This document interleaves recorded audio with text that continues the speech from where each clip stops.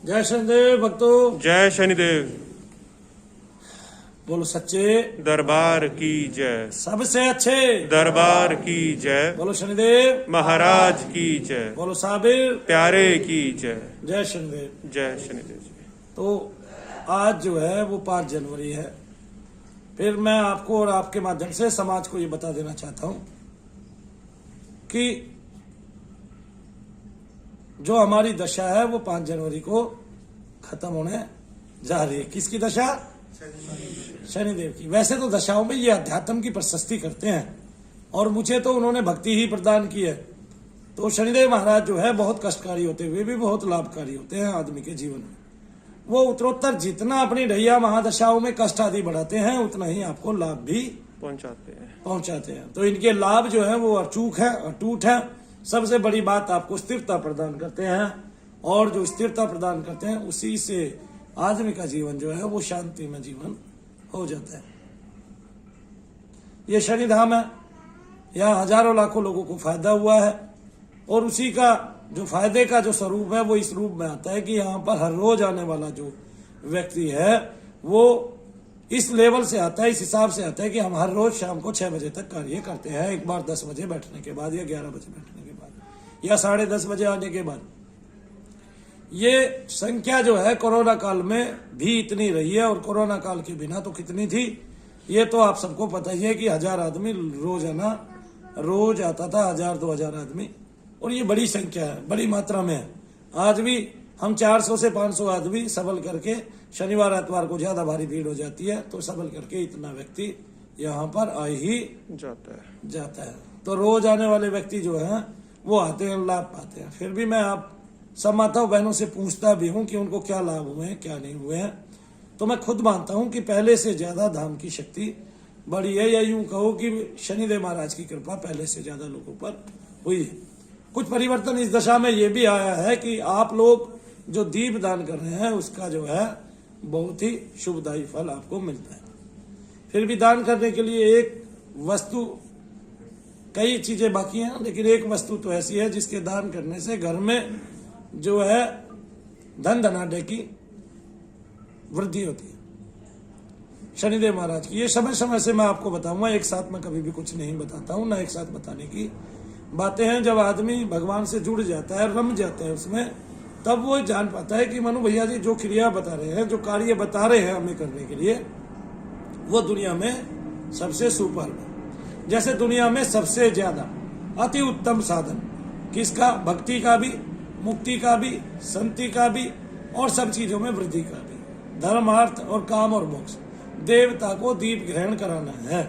एक बार देवता आपका दीप ग्रहण कर लेता है वो आपका ऋणी हो जाता है। ऋणी का मतलब ये नहीं कि वो आपके कर्ज में आ जाता है, ठीक है ना, मतलब उसकी अनुकंपा आप पर होने लगती है। आप जैसे ही देवता से जुड़ जाते हो। प्रदत्त पहले क्या होता था मैं ये मानूं तो पहले ये होता था कि हम लोग दीप दान करते थे, हमारे घरों में पहले से ही निगेटिविटी मौजूद है और जो नकारात्मक ऊर्जा हमारे घर में मौजूद है वो कभी भी दीपक को हमें देवता को दिलाने में मदद नहीं करती थी। अब जब देवता दीपक पाएगा ही नहीं तो आपको फल क्या देगा, विशिष्ट फल क्या देगा? तो दीपक को पाने की जो प्रक्रिया है वो देवता की मैंने आपको बताई। मनु भैया को साक्षी माने, शनिदेव महाराज मनु भैया को साक्षी मानकर मैं आपको दीप दान करता हूँ। अब इसमें कई कार्य हैं जो आपने बोल सकते हैं। मेरे कार्य में बंधन हो उसको खोलिए और मेरे कार्य की वृद्धि कीजिए। एक दूसरा, मेरे घर में जितने भी मलिन पित्र हैं उनको मुक्ति दीजिए, शांति दीजिए। मलिन प्रेत है उनको मुक्ति दीजिए, शांति दीजिए। मेरे शरीर में रोगों का निवारण कीजिए, या त्वचा में आपके रोग हैं तो त्वचा के रोगों का निवारण कीजिए। रोगों का निवारण बोलना है, कुछ नहीं करना हो, ठीक है। और प्रेत का मारण कभी भी नहीं बोलना है। हाँ, अगर कोई मारण बोलता है और उसके घर में प्रेत है तो उसके शरीर में उचाटी हो जाएगी, खुजली हो जाएगी, जलन उत्पन्न हो जाएगी उसके शरीर में तुरंत ही, आगे ना, और उसको निद्रा नहीं आएगी, सो नहीं पाएगा वो। कितनी बड़ी बात है ना। तो आपको इससे भी, दीपक के माध्यम से भी ये पता चल जाता है कि हमारे घर में ऋणात्मकता है कि नहीं है, निगेटिविटी है कि नहीं है। कितनी बड़ी प्रक्रिया है हमने बताई है। आप मानसिक जप करके ओम नमः शिवाय ओम का थोड़ी देर करके आप देख सकते हैं। अगर आपका सर भारी हो, आपको बहुत ज्यादा जम्बाहियां आए और वजन आपका कंधों का बढ़ जाए तो इससे भी आपको पता चलता है। क्या पता चलता है? कि नेगेटिविटी है, कि नेगेटिविटी है या नहीं है। एक दूसरा, ऊर्जा आपको किस रूप में मिल रही है ये भी पता चलता है। और सबसे बड़ी बात यह है, उन तरंगों को पहचानने की शक्ति व्यक्ति विशेष में ही होती है, सब में वो नहीं होती है। कुछ लोग इसको दृष्टि खुल्ला भी बोलते हैं, लेकिन मैं इसको दृष्टि खुल्ला नहीं मानता हूँ। इसमें देवता विशेष या आपका सिद्धि विशेष, ठीक है, पहले मैंने सिद्धियों का भेद बताया, अपरा और परा। सिद्धि विशेष इसमें जो है आपकी मदद करती है, और देवता कई बार आपको दिखाते भी हैं, जैसे आप टीवी स्क्रीन पर देखते हैं, इस तरह से आप लोग देख भी पाते हैं। इसमें बहुत सारे लोगों की रुचि हो सकती है, लेकिन मूल ये नहीं है। मूल ये नहीं है। आपकी समस्याओं को बता देना भी मूल नहीं है, आपकी समस्याओं को हटा देना मूल है। और जितनी पूरे संसार भर में बताने वाले हैं, उतनी समस्या तो आपकी एक दीपक से ही हट जाती है। तो मेरा मानना यह है कि अगर कोई व्यक्ति 2 महीने तक अपने घर में दीप दान करता है, शनिदेव महाराज को मानकर, और रोजाना 5 नए दीपक दान करता है तेल के साथ, वो भी अपने पितरों की मुक्ति मुफ्त में ही करा लेगा।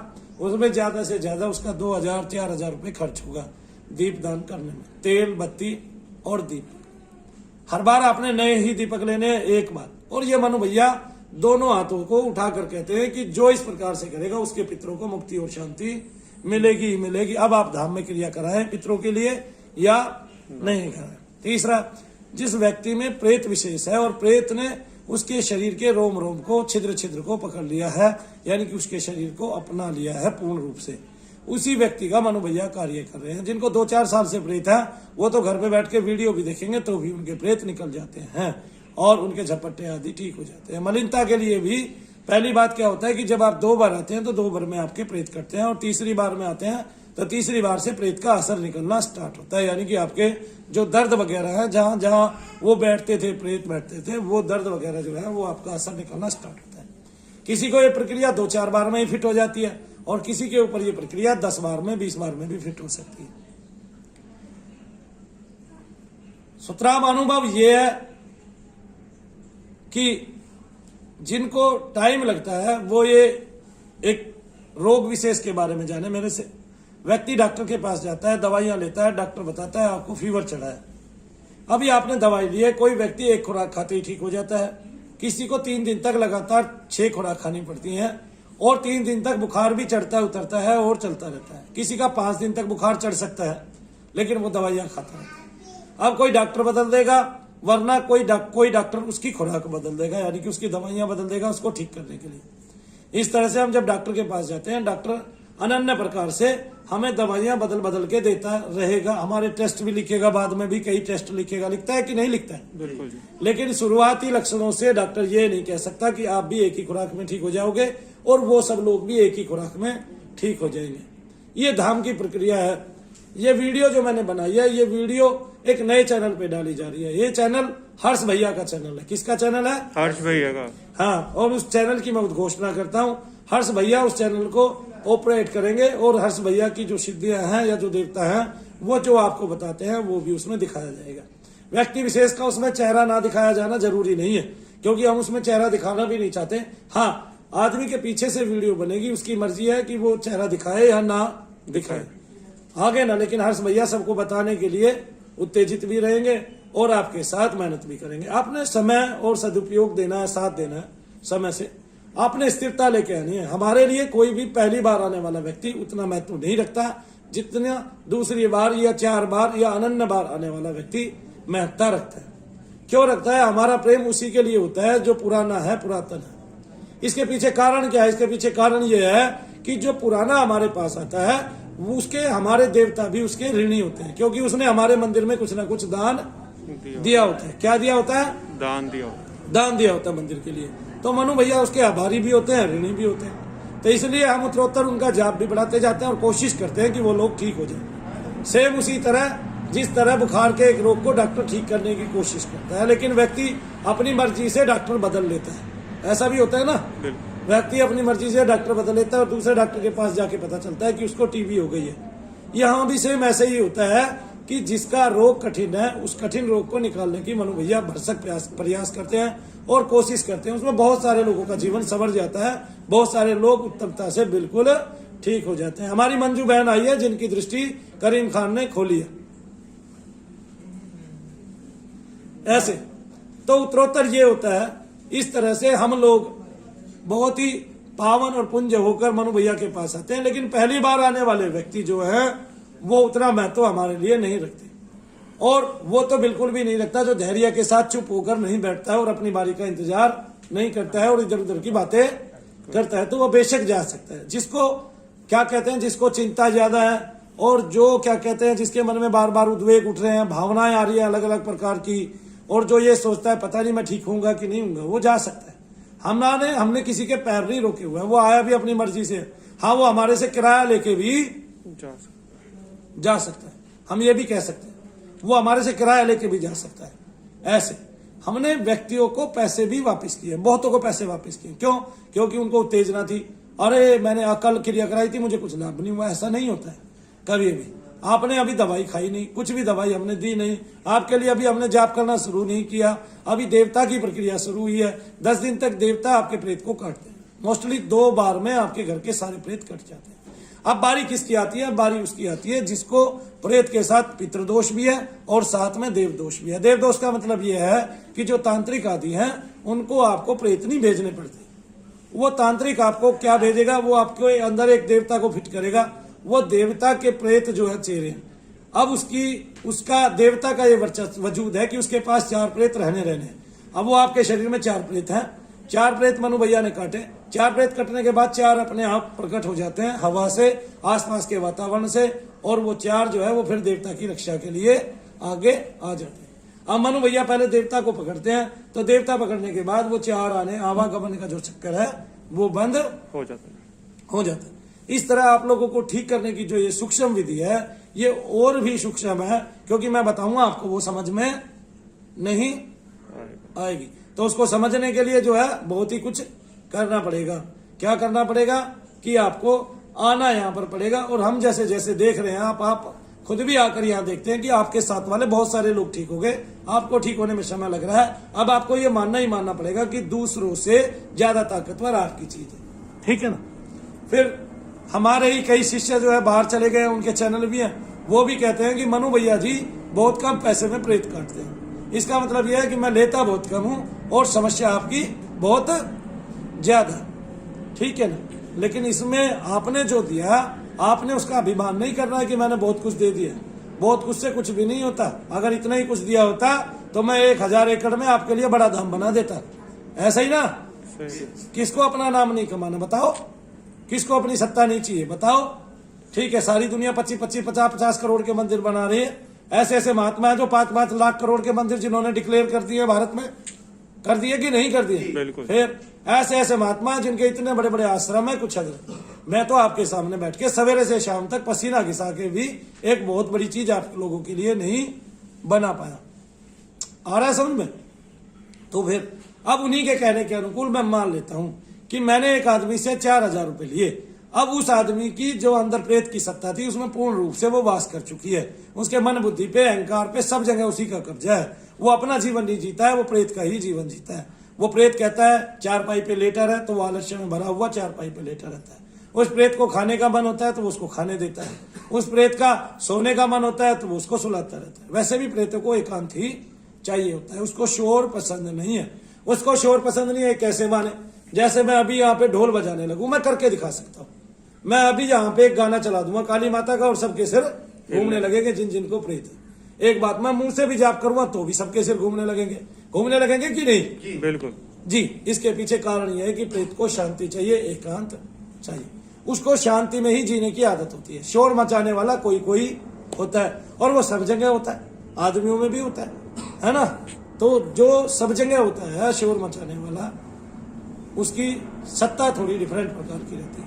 वो कुछ टाइम आपके शोर मचाता है, वो भी ठीक हो जाता है। आप कोई भी धाम, पूरी दुनिया में कोई भी धाम ऐसा नहीं देखते जहां मन्नू भैया की तरह प्रेत निकाले जाते हो, क्योंकि वहां दिखावा होता है और कुछ नहीं किया जाता।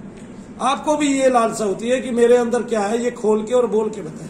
अगर ऐसे खेलने और बुलाने की ही बात रही तो आपका प्रेत कभी भी नहीं जा सकता, क्योंकि मन बुद्धि उसने आपका पहले से ही पकड़ा हुआ है। आपने अपने शरीर को किसी और को कब्जे में दे दिया। सत्ता आपकी है, यूज कोई और कर रहा है, प्रयोग उसका कोई और कर रहा है। अब वो दुरुपयोग कर रहा है उसका। क्या कर रहा है? दुरुपयोग। प्रयोग की बजाय क्या कर रहा है? दुरुपयोग। दुरुपयोग कर रहा है। क्योंकि आप समाज के बहुत अनन्य भाव से बहुत सारे कार्य कर सकते थे। आप अपने बच्चों का पालन करते, उसने आपके पैर तोड़ दिए, आपको उठने नहीं देता, आपके पैरों में दर्द कर दिया। एक स्त्री के पैरों में और कमर में दर्द कर दिया, वो अपने बच्चों की रोटी बनाती सवेरे, कम से कम अपने पोती पोतों को खिलाती। आपके लिए बोल रहा हूँ, अपने पोती पोतों को खिलाती। लेकिन अभी माता की गोद में वो पोती पोता है नहीं, क्योंकि माता ही जो है ना इतनी दर्द में दुखी है, कष्ट में। फिर साल में बार बार हॉस्पिटल जो जाना होता है वो इसी से जाना होता है। क्या अब लोगों में वो क्षमता नहीं रही जो पहले थी? वाकई में वो क्षमता नहीं। पहले लोग भगवान का भजन ज्यादा करते थे, अब इंटरनेट ज्यादा स्टार्ट हो गया। देखते हैं, फोन ज्यादा देखते हैं, तो भगवान के भजन की तो बात ही नहीं रही। अब जब भगवान का भजन ही नहीं रहा तो फिर लोगों में प्रेत तो घुसेंगे ही घुसेंगे। प्रेत कहां से आए? ऑब्वियसली ये हमारी ही सत्ता है। जब हम ऊपर वाले का भजन नहीं करेंगे तो ऊपर जाएंगे कैसे? जैसे जैसे समाज में विकृति आ रही है वैसे वैसे प्रेत तत्व बढ़ता जा रहा है। उसको आप मलिन पितृ बोलिए, पितृ ही प्रेत है ना? कैसे? जैसे मान लिया मेरे घर का कोई मर गया और वो इस बहन पर आ गया तो इसके लिए वो प्रेत है। ये तो फिर प्रेत समझ के आएगी ना, मेरे पास दिखा ले। लेकिन वो किसी ना किसी के घर की सत्ता है, किसी ना किसी के घर में रहता था। अब वो प्रेत रूप में रह रहा है ना? क्यों? क्योंकि वो दूसरे किसी अन्य के घर में वास करता है। तो जब दूसरे किसी अन्य के घर में वास करता है, प्रेत रूप में रहता है, कितनी बड़ी बात है। इसका मतलब सभी प्रेत दूसरों के पितृ होते हैं और ये मलिन पितृ होते हैं। ठीक है ना? क्योंकि जो पितृ लोक है वो बहुत ऊपर है। जो स्वच्छ हो जाता है पितृ कहलाने लायक वही है। जब तक वो स्वच्छ नहीं है, अगर वो मलिन है तो वो उसको प्रेत ही बोलेंगे। हम बोल देते हैं ये आपके घर का पितृ प्रेत है। क्या है? पितृ प्रेत है। हम मानते नहीं, हम ये सोचते हैं हमारे पितृ खुश नहीं है, खुश नहीं है, खुश नहीं। पितरों को खुश करने की एक बात बता दी है मैंने, दीपक की पूरी प्रक्रिया बता दी है। पूरा हिंदुस्तान करे और फायदा ले ले, पूरा हिंदुस्तान करे और फायदा ले ले, पूरा हिंदुस्तान। गारंटी दे रहा हूं 40 दिन में इतनी शांति आ जाएगी आपके पितरों में कि आप खुद ही बोल दोगे, भाई दुनिया भर की वीडियो डालोगे, इतनी शांति आ जाएगी। इतने इतने मैसेज रोज आते हैं उनके, जो काम बनते हैं ऑनलाइन बिना बात के, बिना आए हुए। जो बहुत सारे लोग हमें फॉलो करते हैं, वो जाप करते हैं। कल भी एक भाई ने बताया ओम नमः शिवाय ओम का जाप करने से उसकी कैसे तकदीर खुल गई। ठीक है ना? आप देखते भी। तो वो सत्ता जो है, वो सत्ता पूरे पृथ्वी लोक पर मौजूद है, उसका कंपन पूरे पृथ्वी लोक पर मौजूद है, उसकी तरंगे, उसकी ऊर्जा पूरे पृथ्वी लोक पर मौजूद है।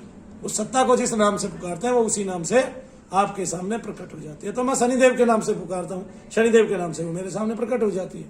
तो मूल रूप में सत्ता तो एक ही है। सही बात। मूल रूप में सब एक ही है, सत्ता एक ही है। अब मैंने उसको शनिदेव के नाम से पुकारा, वो आया और उसने काम कर दिया। आपने मुझे साक्षी माना।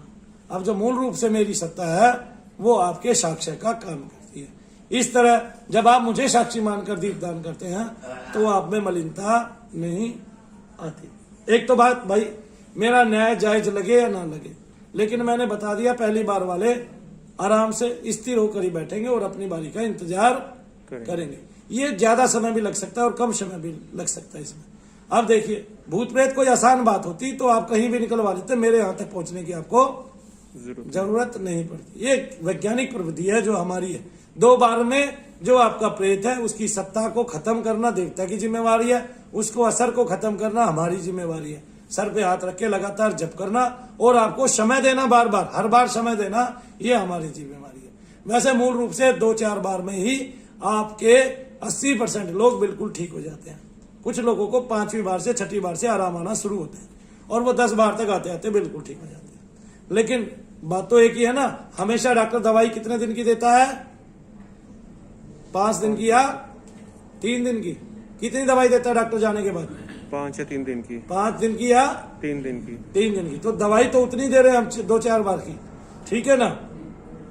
लेकिन कुछों को रोग पहचान कर डोज ज्यादा बढ़ा दी जाती है। सेम प्रक्रिया है, आप इस प्रक्रिया में शामिल हो और शनिदेव महाराज के न्याय पर भरोसा करें।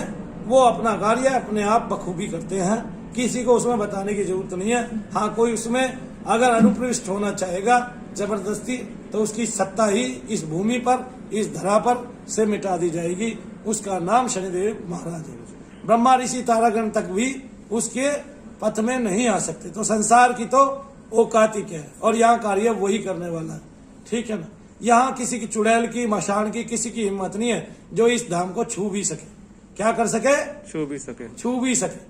क्यों? क्योंकि वो स्थिर है और वो शांत रहता है, वो धीर है, गंभीर है। ठीक है ना। अगर किसी ने कुछ कर भी दिया है तो वो थोड़ी देर बाद चक्र भी उसका टूट जाएगा। वो देखते हैं पहले ये क्या कर सकता है, उसकी तुलना करके फिर वो उसमें विस्फोट कर देते हैं। वो किस लोक में चली जाती है चीजें ये पता ही नहीं चलता। यही शनिदेव का न्याय है। तो आओ, भरोसा करो मनु भैया पर, आपके दुख, आपके कष्ट कम होते जाएंगे, बढ़ेगा कुछ नहीं। जय शनिदेव, जय शनिदेव, जय शनिदेव, जय शनिदेव, जय शनिदेव। जय शनिदेव।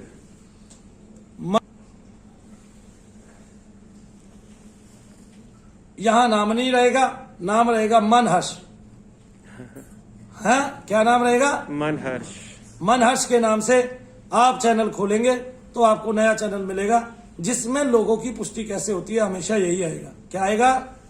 लोगों की पुष्टि कैसे होती है? कैसे होती है? मन हर्ष, MANHARS, मन हर्ष।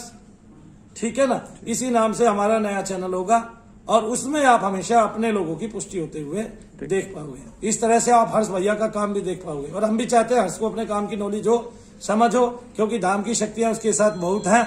ठीक है ना। अगर वो एक वन देवी को भी देख के काम करेगा तो लोगों की जो समस्याएं हैं उनको मूल रूप से बता पाएगा, कहाँ से क्या आता है, उनके शत्रुओं का नाम तक बता पाएगा, सारी चीजें बता पाएगा। और उसके पास भी बहुत कुछ है जिनसे भी वो अभी भी बहुत कुछ बता पा रहे हैं। ठीक है ना। और कई विशेष दिन तो ऐसे होते हैं जो हम भी मान लेते हैं कि भाई ये हर्ष के दिन है ना। तो अब हर्ष का परिचय हर्ष को बनाना है, कैसे बनाएगा ये वो जाने। मनु भैया ने अपने आप को खड़ा किया है, हर्ष को भी अपने आप को खड़ा करना चाहिए। सहारा उसको मिला है शनिधाम का, और शनिधाम उसको ये अवसर देता है कि वो एक अपनी अलग पहचान बनाए, अपनी सत्ता बनाए, लगातार निरंतर वर्क करे और आप लोगों का, आपकी समस्याओं का निस्तार करने में सहयोग दे। जय शनिदेव। जय शनिदेव।